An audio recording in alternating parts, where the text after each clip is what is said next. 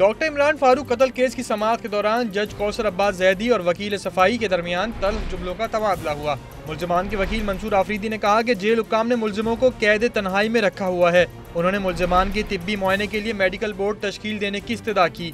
मंसूर आफरीदी ने कहा कि 6 मरतबा अदालत ने चालान वापस किया। प्रोसिक्यूटर की अदम तैनाती से अदालत पर ज्यादा बोझ आ चुका है और अदालत प्रोसिक्यूटर का काम कर रही है। अदालत शफाफ ट्रायल की पाबंद है। मंसूर आफरीदी ने सवाल किया कि किस कानून के तहत चालान वापस किया गया। जज का ये मनसब नहीं है। इस पर फाजिल जज सैयद कौसर अब्बास जैदी ने मजीद समाअत से इनकार कर दिया और केस इस्लामाबाद हाई कोर्ट के चीफ जस्टिस को भिजवाने का हुक्म दे दिया। अदालत के बाहर मीडिया से बातचीत में मंसूर आफरीदी ने अदालत पर एतमाद का इजहार किया।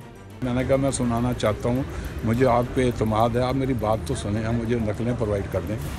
इमरान फारूक कत्ल केस की जेल में समाअत का पहले ही फैसला हो चुका है, लेकिन इसका नोटिफिकेशन अब तक जारी नहीं किया गया है, जबकि कई पेशियों से मुल्जिमान को अदालत में पेश नहीं किया गया और जमानत की दरख्वास्तें मुस्तरद की जा चुकी हैं। इमरान फारूक को लंदन में कत्ल किया गया था, जबकि मुल्जिमान कराची और चमन से पकड़े गए हैं।